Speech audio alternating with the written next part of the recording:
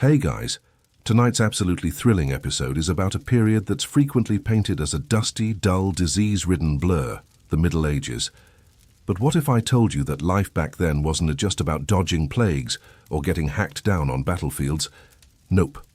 Life was an unending whirlwind of bizarre customs, some truly unhinged societal rules, and secretive pleasures that most history books conveniently ignore. Welcome to 13 shocking revelations about medieval life, hardships, and more. Now you might think, medieval life? Brutal, yes, but also pretty straightforward. Peasants toil, nobles lord, knights joust. Well, think again. Behind the rickety wooden doors of those thatched homes and cold stone castles were stories so twisted, so outright bizarre, they've been scrubbed out of polite history lessons. Today we're peeling back the curtain on medieval social life and pleasures. Because the real cruelty didn't always come from the pike or plague. Sometimes it was the rules of living that made you want to scream into your tunic and maybe run away, preferably very far and fast. From covert liaisons hidden beneath the chaste veil of euphemisms to forbidden knowledge about the human body that would make your doctor today raise an eyebrow or two. Medieval folks had their own complicated dance of desire and distraction. And oh boy, their understanding of intimacy and pleasure. Let's just say the Middle Ages could make modern dating apps seem like a cakewalk. Because behind the sacred altars and stained glass windows, the real action was anything but holy. So why did life feel like an endless episode of what could possibly go wrong every single day? Well, buckle up, because this isn't your average bedtime history story. This is a whirlwind of lusty secrets, gross taboos, and social maneuvering, wrapped in layers of euphemisms that will have you questioning which king or peasant invented the phrase bedroom politics, literally. Let us begin by talking about the medieval approach to matters of the heart, or as late medieval manuals delicately put it, the arts of conjugal congress. You see, while today we openly discuss relationships, back then, conversations about pleasure ran on a strict no-mention, no-show policy. For example, explicitly mentioning certain acts could land you in serious trouble, both socially and legally. So people took to veil their personal dealings with poetic euphemisms like the marital debt, earning a penny, or visiting the inner chamber. Sounds innocent enough, until you realize it was code for things their neighbors definitely didn't want to imagine. Now, if you think clandestine rendezvous were limited to royalty ogling through castle windows, think again.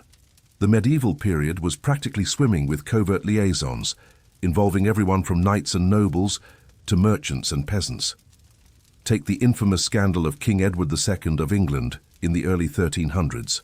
His relationships with certain favorites, euphemistically dubbed his close companions, sparked enough rumors and rebellions, because his affections strayed far from conventional marriage contracts, which was a brilliant decision-making moment, because causing political chaos by your love life? What could possibly go wrong, right? And while royalty's secret romances fueled intrigues that shaped kingdoms, ordinary folk had their own underground pleasures and secrets. For example, did you know medieval towns often had places known as pleasure gardens? No, these weren't your grandma's botanical havens for meditation. These spots frequently doubled as rendezvous points for, shall we say, working women, though medieval euphemisms preferred terms like soiled doves or gardeners who tended a different kind of bed. Despite the church's relentless crackdown, these activities thrived in whispered shadows, proving that human nature doesn't always read the rule book. But what about knowledge of the body?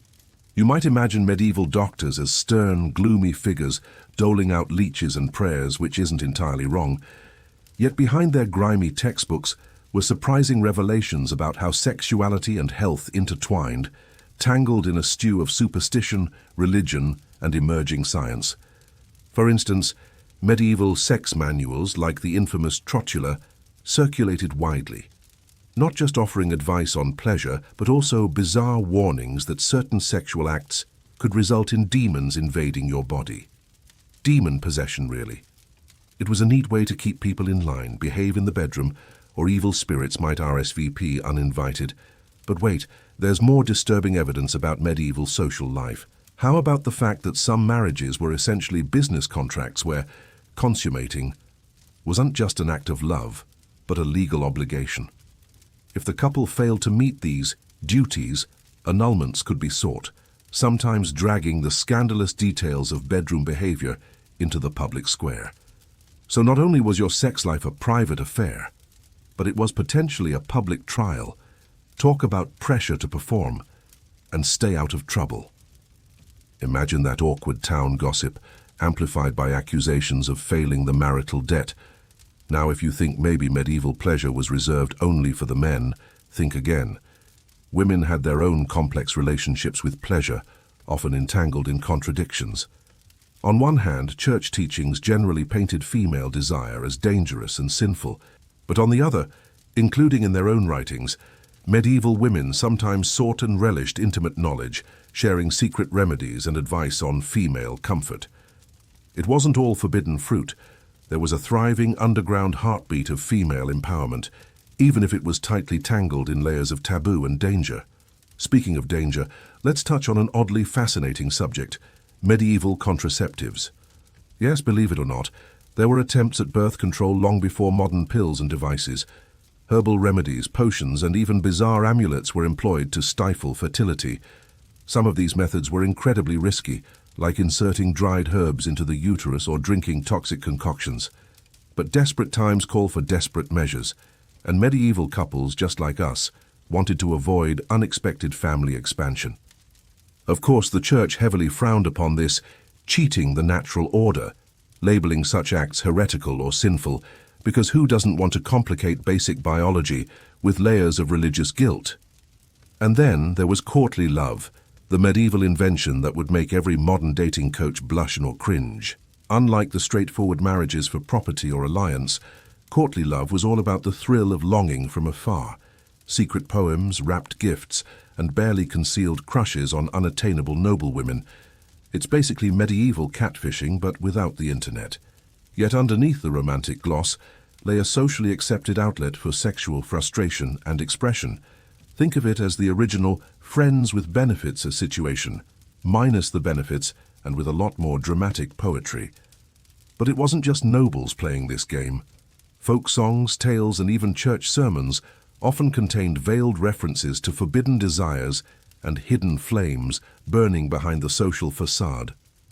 So while public life was about piety and appearances, private life was a stew of secret pleasures, taboos, and often dangerous liaisons that kept the spark alive in a world that otherwise wanted to snuff it out.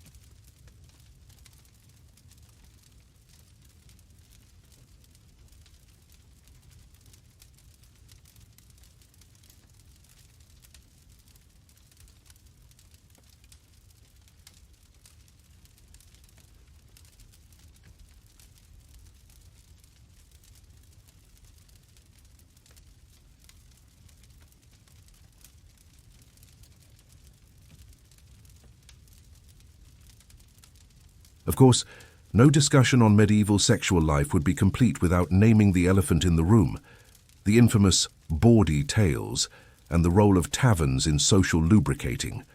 Medieval taverns were not just places to drown your sorrows, but hubs where innkeepers doubled as matchmakers or facilitators for encounters that were officially frowned upon but unofficially well tolerated. From whispered exchanges behind barrels of mead to the late-night visits of various trained comfort providers, these establishments stood as front-line battlegrounds in the war between social order and human instincts. And if we think modern-day scandals are bad, the penalties for crossing moral lines in the Middle Ages were downright medieval in the worst sense. Public shaming, whipping posts, or worse. For example, women accused of inappropriate behavior risked being branded, forced into repentance, or expelled altogether.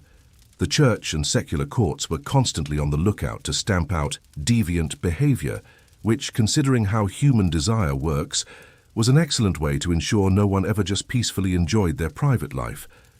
So, sitting here in our comfy chairs, it's tempting to laugh or scoff at these medieval pleasure trials, but really, it's a bit of a horror show once you dig deeper. Your love life, your health, your reputation, all intertwined, existing within a framework where curiosity often ended in punishment and secrecy, was mandatory for survival. And the strangest part? Some of these clandestine pleasures and societal follies set the stage for the Renaissance and modern views on relationships and sexuality. A twisted legacy passed down through the ages, born in the shadowy bedrooms and stolen glances of the Middle Ages. But if you think medieval secret pleasures and social rituals were the height of dark absurdity, what we're about to explore next will make you rethink everything you thought you knew about that era. Speaking of which, let's dive into the brutal reality, the violence that so unapologetically ruled medieval days, shaping society in blood and bone. Because when it comes to living with constant threats, medieval folks didn't just wrestle with passion and privacy. They wrestled with the brutal claws of warfare, punishments, and rituals that still haunt our imagination today. Now that we've peeled back the tangled web of medieval bedroom escapades, those clever little nocturnal negotiations wrapped in euphemisms and whispers, let us dive headlong into the blood-stained battlefield and the public square where violence thrived like an unwanted houseguest that simply wouldn't to leave. Life in the Middle Ages wasn't just a series of secret flings and coded sensual pleasures. It was also a relentless carnival of brutality, where warfare, punishment, and shockingly messy rituals were the background score to daily existence. This wasn't some distant, sanitized epic. It was a reality that made even the most hardened modern crime scene look like a tea party with grandma. Think about it. While our covert lovers were sneaking kisses and swapping shady smiles under the cloak of religious piety and societal judgment, out the window roared the unmistakable soundtrack of grinding metal cracking bones and the wet slap of human misery. But wait. There's more disturbing evidence this was no mere sideshow. Violence was woven into the very fabric of medieval society. Kings didn't just wax poetic about courtly love. They also sanctioned wars so savage they make today's politicians look like choir boys. Medieval punishments? Imagine walking through a nightmare designed by a particularly sadistic board of safety commissioners, then multiply that by 10. And the rituals, a mix of pagan hysteria and church zealotry, were grotesque theatrical productions that left spectators cheering for the blood.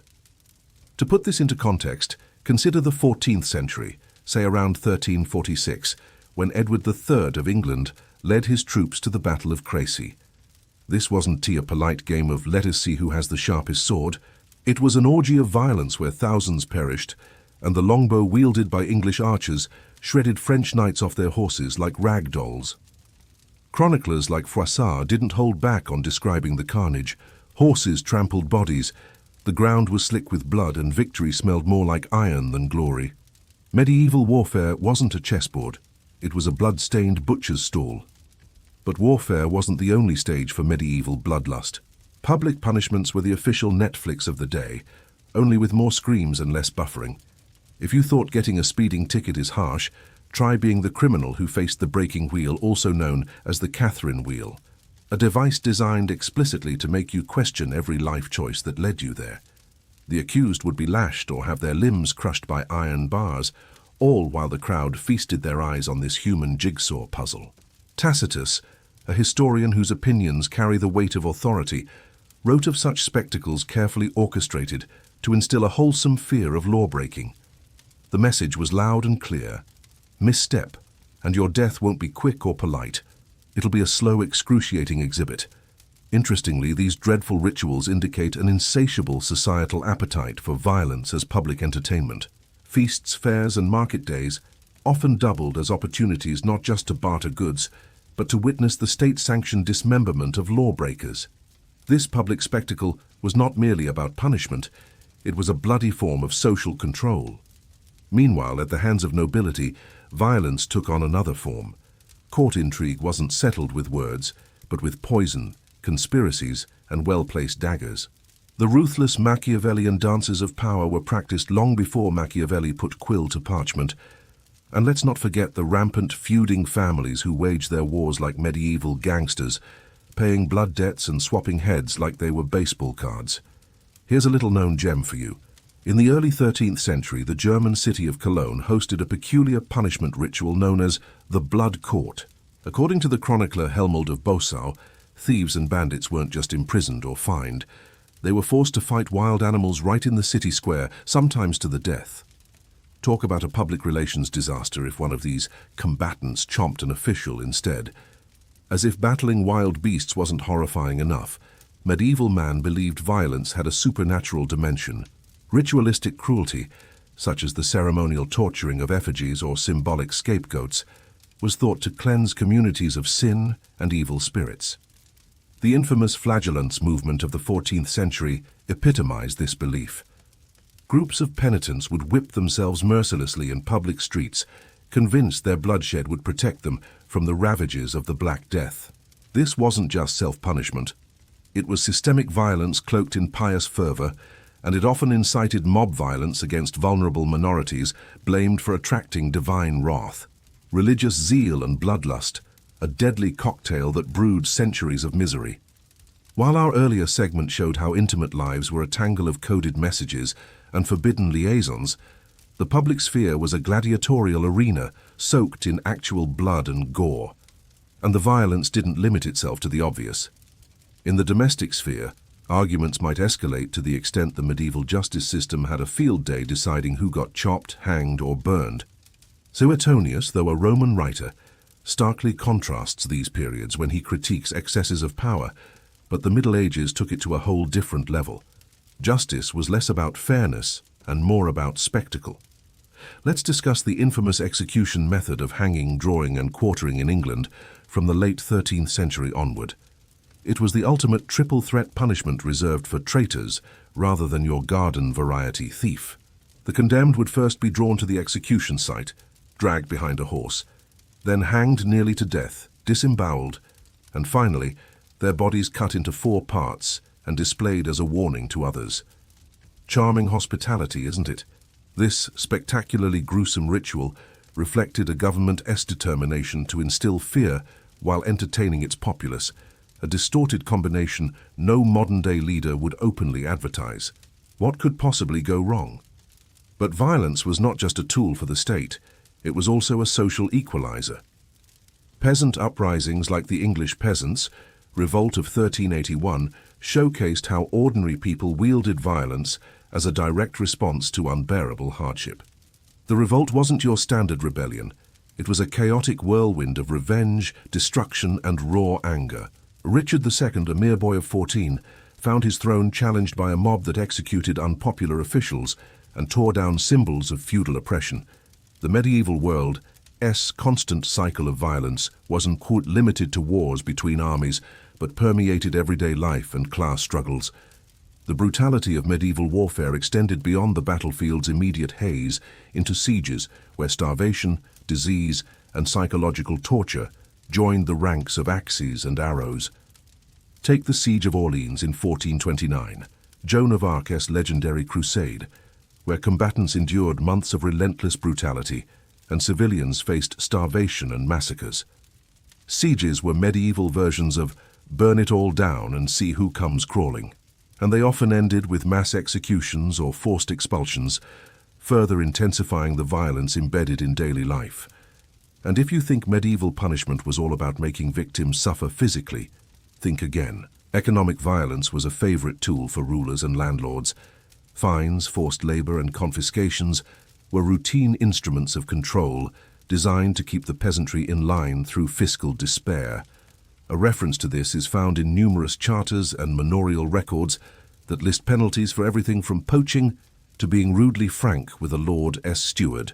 These could land a person in debtor's prison or force years of unpaid labor, a slow violence just as deadly as a sword blow.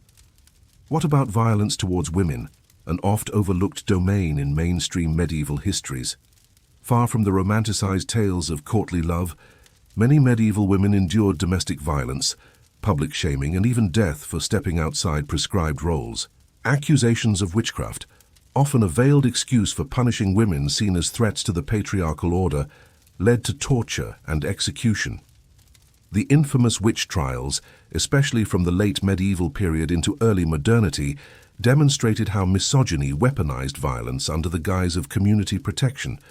Pliny the Elder's reflections on the darker aspects of society find a grim echo here, where superstition and violence fused in deadly combination. Brutality also shaped medieval justice through the use of trials by ordeal theatrical tests of innocence that involved, for example, holding hot iron or submerging a hand in boiling water. If you didn't a blister just right, congratulations, you were probably wicked. This brilliant decision-making process was less about evidence and more about terrifying rituals designed to bolster church authority and social order. What could possibly go wrong? Apart from formal punishment, violence seeped into everyday disputes played out over land, livestock, or honor. Sword fights and brawls weren't uncommon even in market towns. The chronicler Geoffrey of Monmouth records numerous duels and skirmishes among minor nobles, who settled arguments by swords instead of spreadsheets. This gentlemanly violence reinforced status and power, but also kept the body count high. If you wanted peace, you'd better hope you weren't standing between a medieval noble and his ego. Interestingly, the very architecture of towns and castles reflected a society steeped in violence. Moats, battlements, murder holes, and arrow slits weren't just ornate embellishments. They were reminders that the threat of violence was perpetual. People slept every night knowing their home could become a fortress or a prison. An intimate relationship with death and blood was, frankly, unescapable. Finally, we must consider the psychological toll. Chronic exposure to such relentless violence undoubtedly affected medieval minds. The absurd frequency of brutality bred a culture desensitized to human suffering. Literary works from the era, such as the gruesome chronicles of Geoffrey Chaucer or the grim tales of the Decameron, mirror a society coping with horror through dark humor and satire. It's sometimes as if the people were collectively saying, well, if we can't stop the bloodshed, we might as well laugh at it.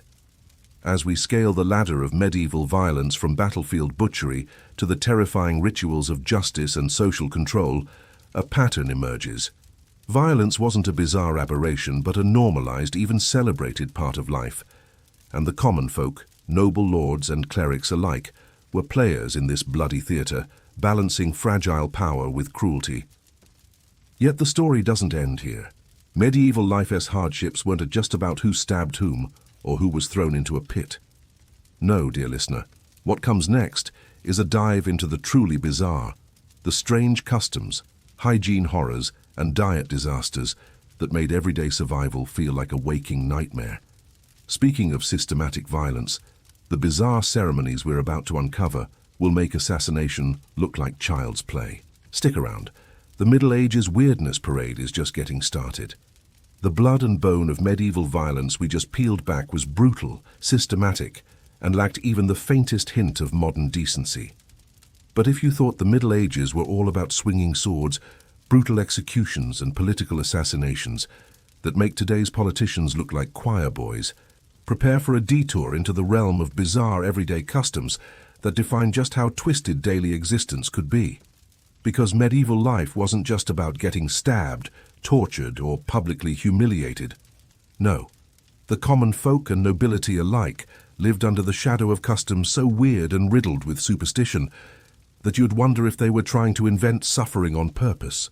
Oddities that make you question if hygiene was just a rumor, diet a cruel joke, and superstition a full-time job.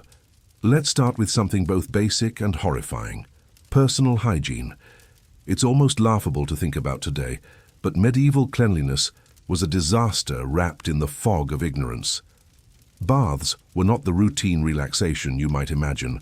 Instead, bathing was a rare event, sometimes reserved for yearly occasions or specific festivals, and often a source of anxiety rather than comfort.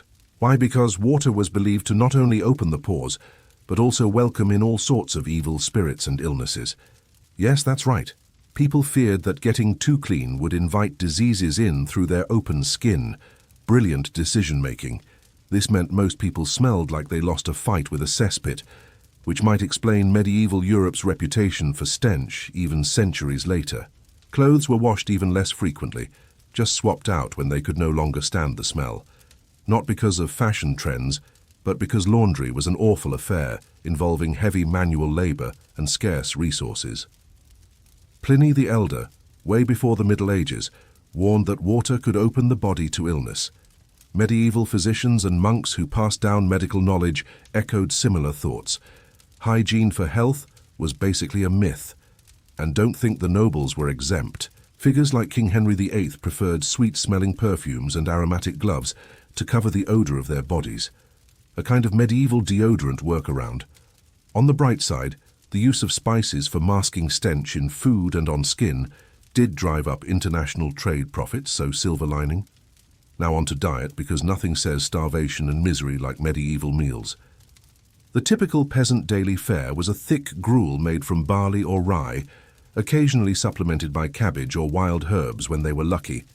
Meat was as rare as personal hygiene, often reserved for celebrations or the lucky few nobles who didn't want their servants eating all the good stuff. Food scarcity was common, which means the Middle Ages had a rich tradition of cannibalistic rumors. Not exactly the picnic you hoped for. Add in superstitions around food, and you've got a fine recipe for misery. Certain foods were believed to carry magical or physical properties. For example, garlic wasn't just for flavor. It was a ward against evil spirits and the plague, which made culinary choices tightly intertwined with fear. The concept of numen's humors now carried over from Galen's ancient medical theories meant that foods were categorized as hot, cold, wet, or dry, and eating the wrong combination might make you sick or mad. Think of medieval diet charts as a bizarre game of roulette, with death lurking beneath every forkful. What's more, table manners were a mix of ritual and survival. Sharing utensils was almost unheard of, likely a wise move given rampant disease, but that also meant you'd often eat with your hands, dipping bread into communal dishes, which only spread germs faster. The treacheries of medieval cuisine don't end there. Consider the disgusting delicacies reserved for the elite: swan, peacock, and even nightingale tongues. Yes, tongues. Imagine the mental gymnastics needed to convince yourself eating the severed tongue of a songbird was a regular dinner option. But wait, there's more disturbing evidence in the rituals of cleanliness and bodily care. Medieval people developed some truly odd practices to handle what they saw as dingy and dangerous human bodies. For instance, urine was not only a means of bodily waste disposal, but also a medical currency of sorts. Physicians assessed urine color and smell to diagnose patients, a practice called uroscopy, and it wasn't just passive observation. They sometimes prescribed treatments involving the application or even ingestion of urine. Tacitus, the Roman historian whose influence lingered into medieval thought, described these medical rites without even a hint of irony. Medieval folk probably thought this was cutting-edge science. Then there were the bizarre uses of animals in daily life, not just as food but ritual props. Cats were wild cards. In some towns they were revered for their pest control, in others feared as witches' familiars and exterminated en masse, ironically leading to increased rat populations and, ultimately, worse plague outbreaks. The black cat superstition wasn't just folklore, it was a self-fulfilling disaster in epidemiology.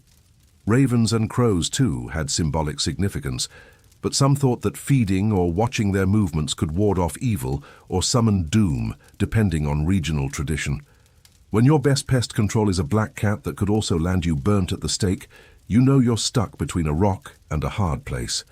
Superstition extended deeply into daily routines. Consider the evil eye, a belief so widespread that every household protected themselves with charms, amulets or hanging herbs like rosemary and rue to repel malevolent glances. The church tried to moderate some of these superstitions, but even priests carried their own bag of charms. Prayers recited over supposed magical stones or relics to cure illnesses. Baptismal water, holy relics and pilgrimages served as remedies and protections, not unlike medieval insurance policies bought with faith and fear. The irony? These rituals often replaced effective hygiene or medical treatment, worsening suffering and mortality. Food preparation itself was loaded with lore.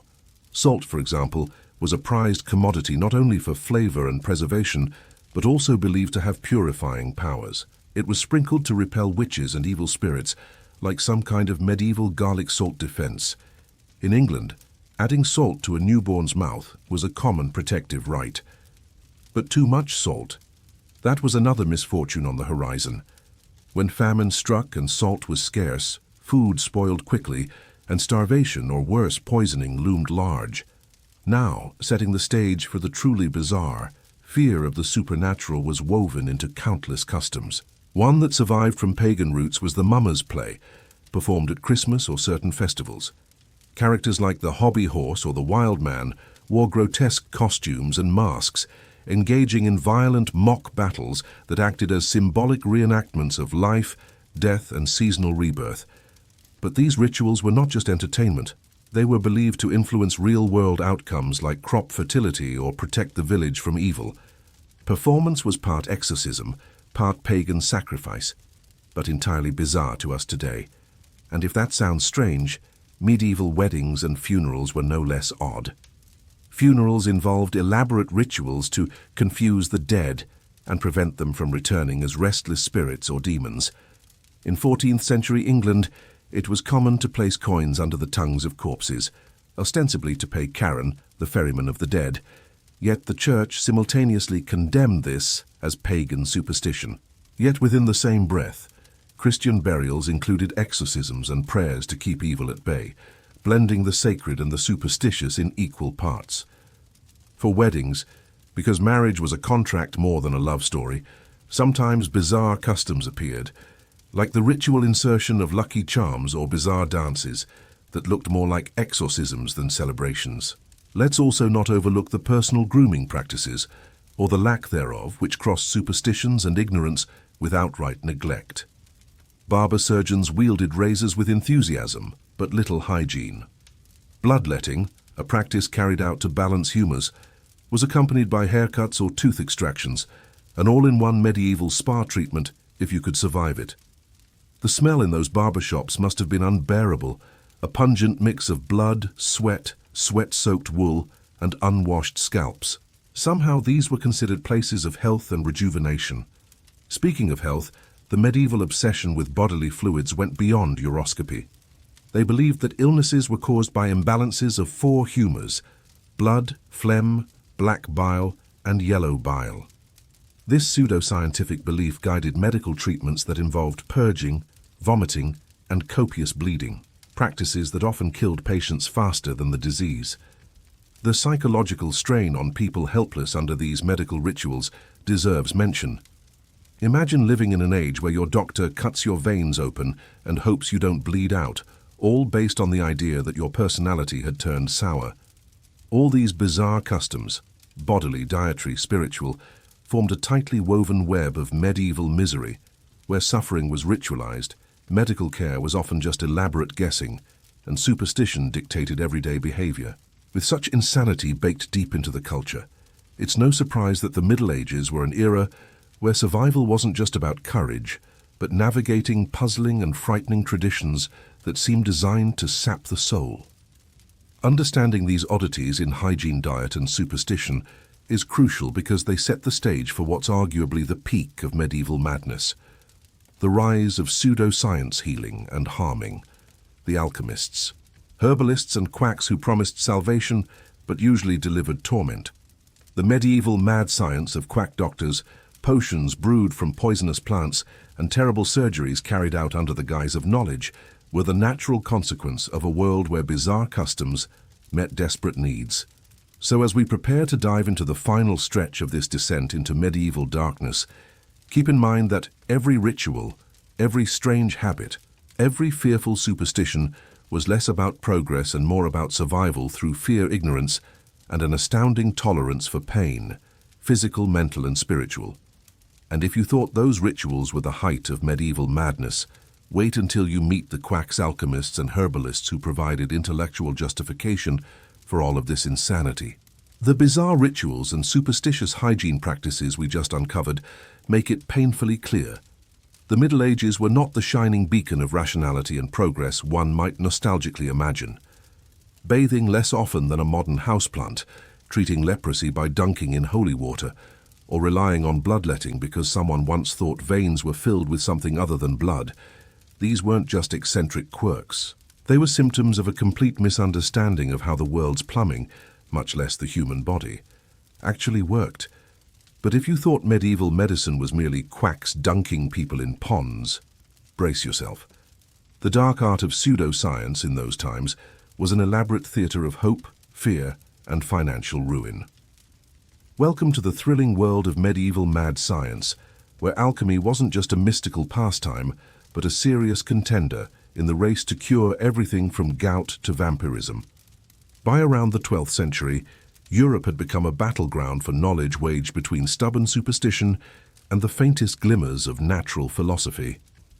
Monasteries, often the only centers of education, painstakingly copied texts from ancient Greek and Roman authorities, Galen, Hippocrates, Dioscorides, whose works, though brilliant in their time, were frequently misunderstood or misapplied. Physicians and apothecaries prided themselves on their access to these classical secrets.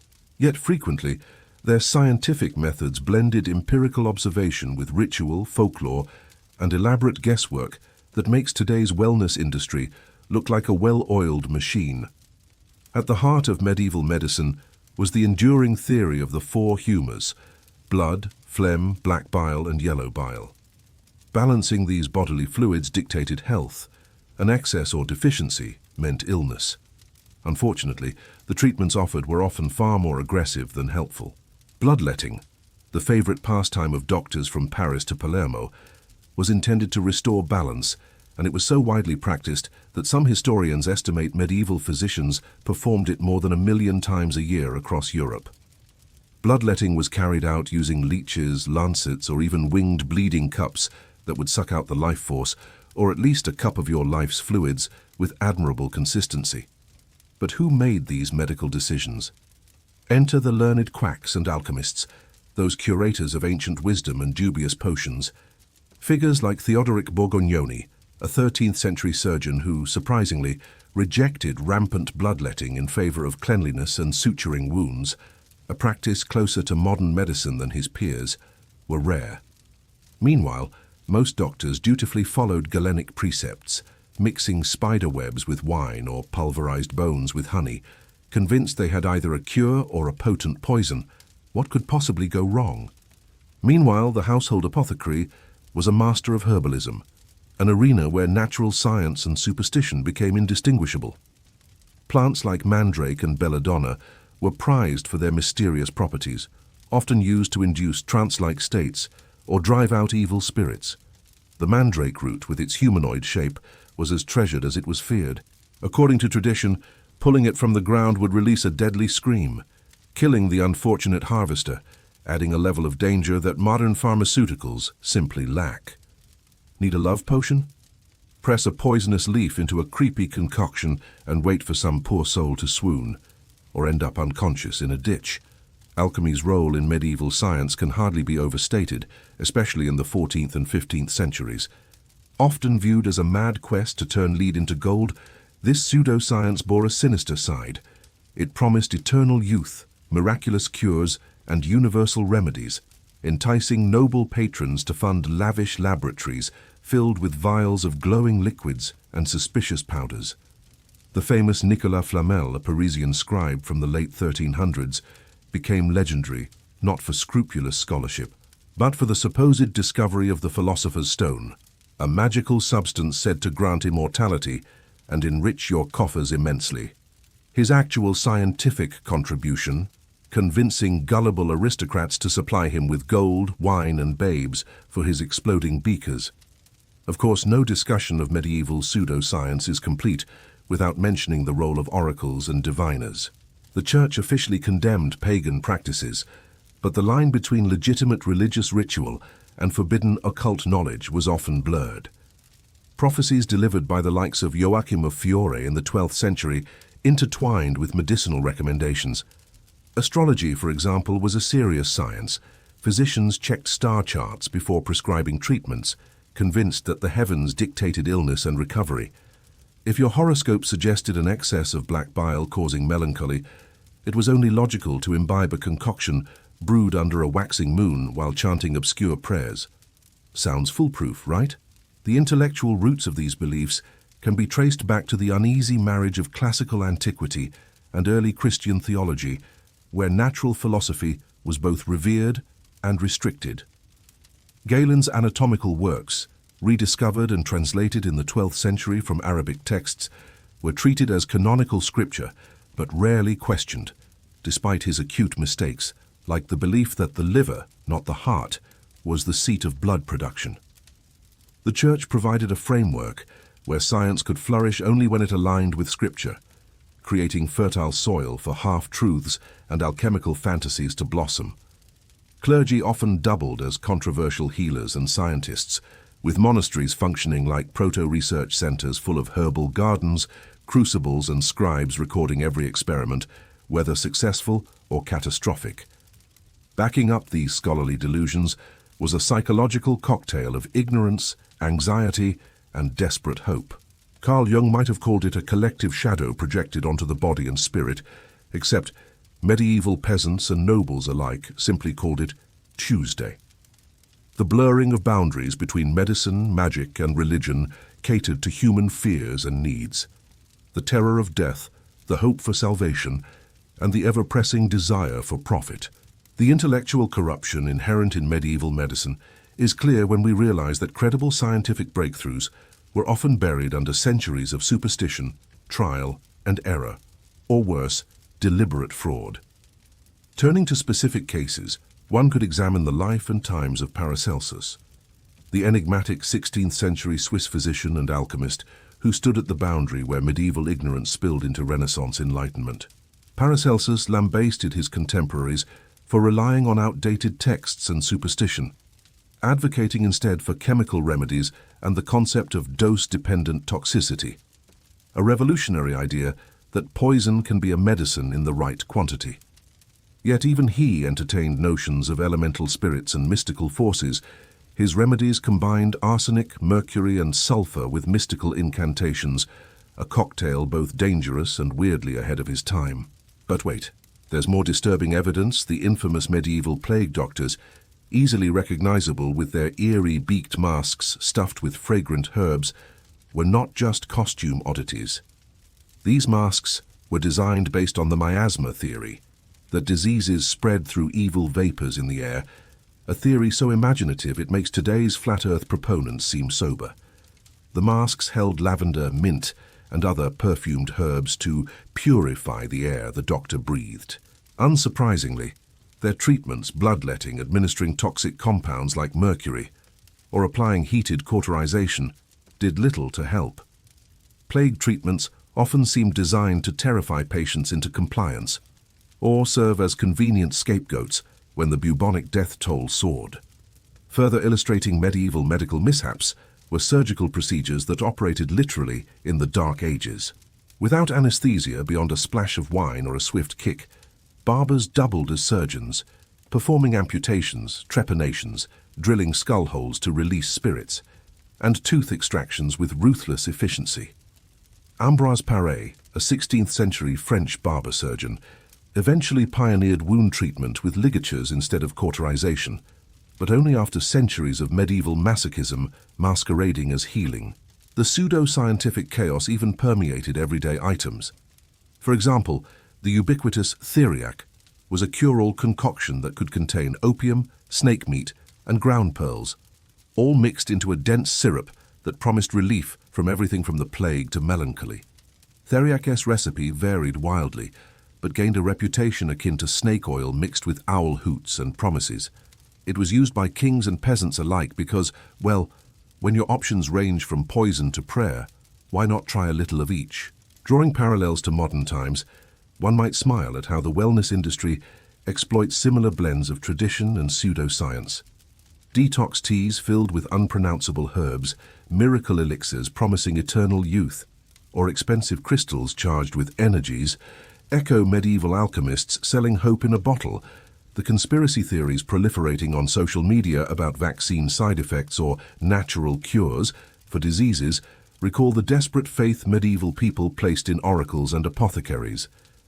In many ways, the dance of ignorance and hope across centuries remains eerily consistent, even if today as charlatans favor Instagram and flashy branding rather than dusty tomes.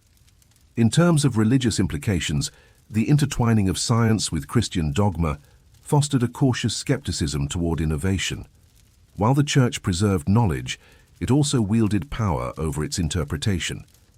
Heretical ideas, especially those that challenged humoral theory or the sacred balance, were suppressed. This alliance of institution and ignorance ensured that progress was measured in millennia rather than decades, underscoring the tragedy beneath the surface of medieval wisdom. So where does that leave us? With a landscape full of quacks claiming divine insight and alchemists chasing immortality, medieval medicine was a high-stakes lottery run on ancient texts, superstition, and the occasional lucky guess. Doctors who wielded scissors and knives were just as likely to bleed patients to death as heal them, and herbalists brewed potions that were either calming, intoxicating, or downright poisonous. Combined with the Church's gatekeeping over acceptable knowledge, the Middle Ages represent a poignant chapter where science masqueraded as magic, and magic dared to call itself science. As we prepare to wrap up this odyssey through medieval hardship, think back on the bizarre customs, the filthy living conditions, and the endless fears of yesterday's peasants and princes. They were trapped not just by poverty, plague, and violence, but by a profoundly flawed understanding of their own bodies and the universe. Pseudoscientific beliefs weren't just quaint footnotes. They were pillars holding up a crumbling edifice of ignorance that dictated every facet of life and death. And now, as we approach the final conclusion, it is clear this journey has taken us through the worst of medieval existence, from the shadowy alleyways of forbidden liaisons and bizarre daily customs to the gory spectacles of torture and ritual, and finally to the cracked and dusty laboratories where mad science reigned supreme. Soon we will confront how all these elements combine to forge an epoch defined by suffering, deception, and the desperate human will to endure. Prepare for the final reckoning, because understanding this chaotic blend of brutality and belief challenges our assumptions about progress and civilization itself. It forces uncomfortable questions. How far have we truly come? And what dark corners of our own modern world might still harbor the echoes of medieval madness? So stay tuned as we unravel the tangled web of history's enduring mysteries, threading the lessons from the past into the fabric of our present and future. The conclusion awaits. So there you have it, your absolutely thrilling journey through boring old history, the Middle Ages. We've unraveled 4 pillars of medieval corruption and misery that, when combined, created a blueprint for how societies can strangle themselves from the inside out. The clandestine, euphemism-laced labyrinth of medieval sexuality and social mores. The relentless, unapologetic torrent of violence that stained every corner of public and private life. The grotesquely bizarre customs and superstitions that dictated hygiene, diet, and ritual. And the mad science of alchemy and pseudo-medicine that promised salvation yet delivered suffering. But these weren't isolated curiosities. They were interconnected gears in a grim machine, each reinforcing the other, creating a system where corruption and cruelty thrived. Take, for instance, the way medieval sexual codes, the marital debt, the pleasure gardens, and whispered arts of conjugal congress weren't just about bedroom politics but about power projection. The scandal of King Edward II's close companions wasn't merely gossip, it was a political crisis, where personal desires directly threatened the delicate balance of royal authority. The social necessity of secrecy, the clouding of desire with euphemism and fear, created a psychological cage. People weren't just hiding their pleasures, they were internalizing shame and anxiety, building a climate ripe for manipulation. One could hardly imagine a more effective way to keep a populace obedient than convincing half of them that their own longing was sinful or demonic. Meanwhile, that same culture accepted, normalized, and even glorified naked brutality. The Battle of Crécy wasn't just a historical footnote, it was a stark illustration of medieval power, the capacity to orchestrate death on a scale that would make modern mass shootings look like preschool scrapbooks, and public punishments, like the breaking wheel and hanging, drawing, and quartering, weren't designed simply to punish but to entertain, to terrorize, to coagulate social control in a spectacle of blood and screams. The copious cruelty was not an anomaly, but the baseline texture of life. When the church-sanctioned flagellants whipped themselves to stave off the plague, violence bled into religion itself, transforming pain into a ritualized communal delusion. The psychological pattern here? Power feeds on fear and spectacle. Brutality becomes a tool to both distract and dominate. These two domains, sexual repression and public violence, combined with the third pillar, the bizarre customs and superstitions that shaped everyday existence.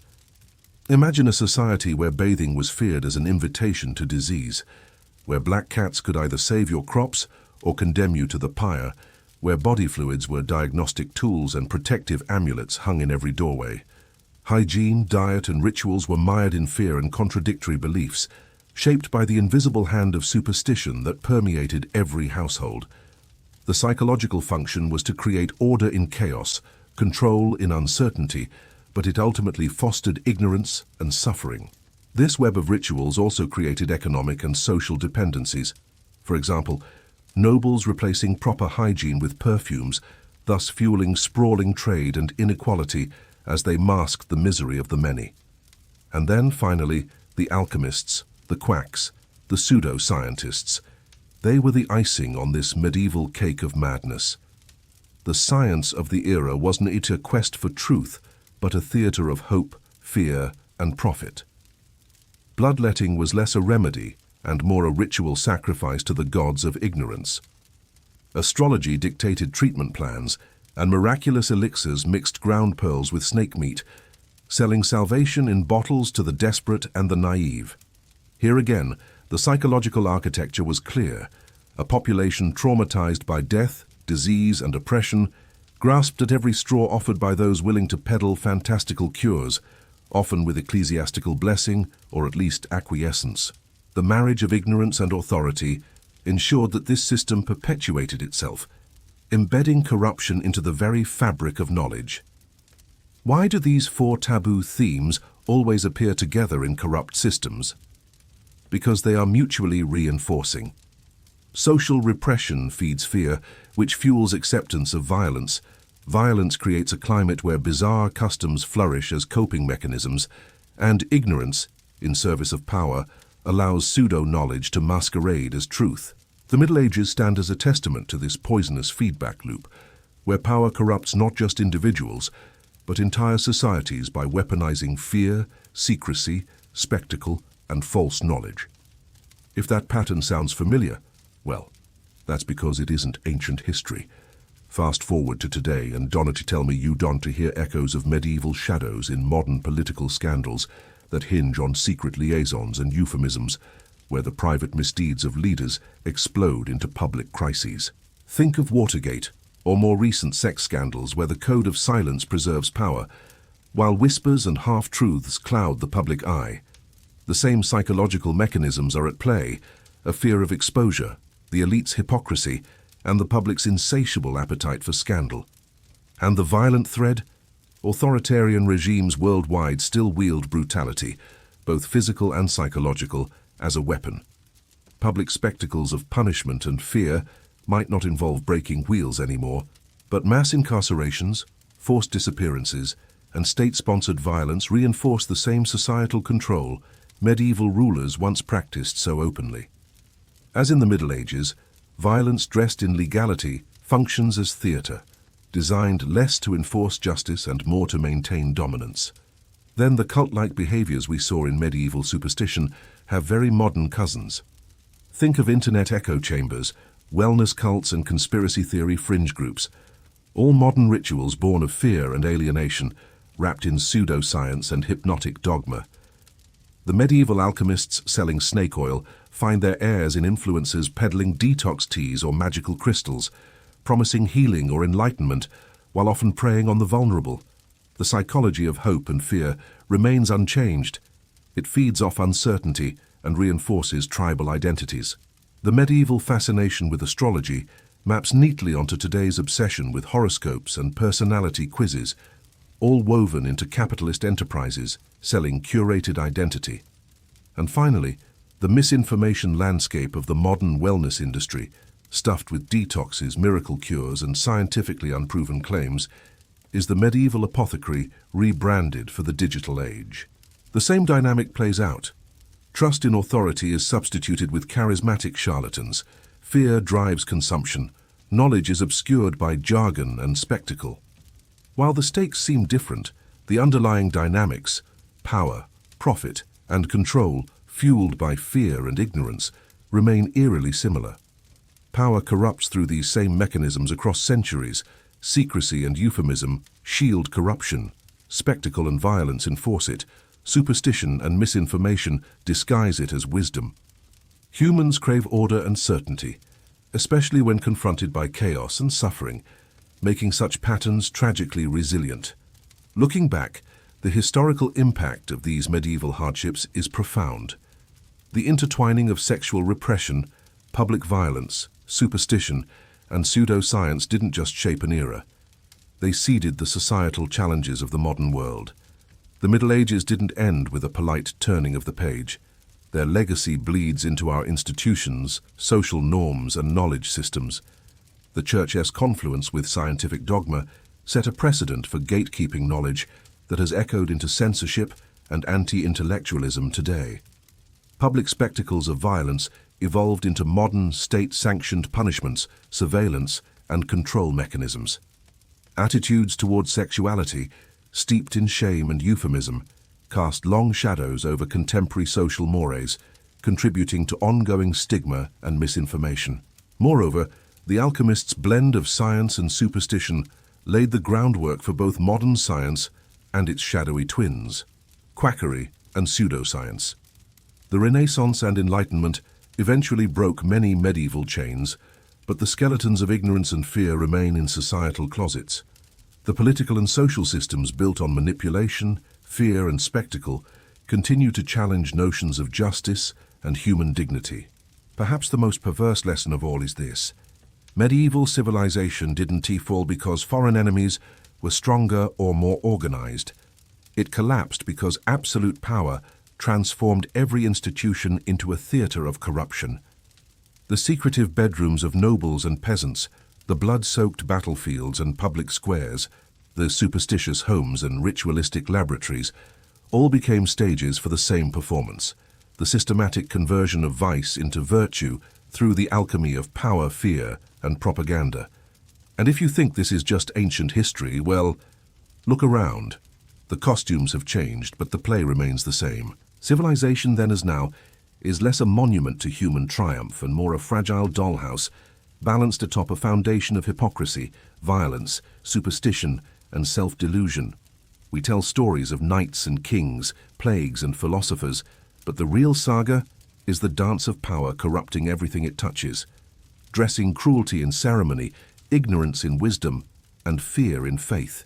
At its heart, the medieval nightmare exposes a truth about human nature that refuses to age gracefully. Where there is power, there lurks the shadow of corruption, and where there is fear, the human mind flirts dangerously with superstition and false hope. This cycle traps societies in prisons not always visible, hidden behind euphemisms, rituals, and spectacles, as real as any castle wall. So as you sit back, perhaps amused or horrified by these boring tales of centuries past, remember that the Middle Ages didn't vanish so much as they evolved. Every age has its hidden passions and dark spectacles, its rituals of power and its theatre of lies. And in understanding this, maybe we inch closer to recognizing the play for what it truly is. Sweet dreams, dear listener. And remember, this is just the stuff that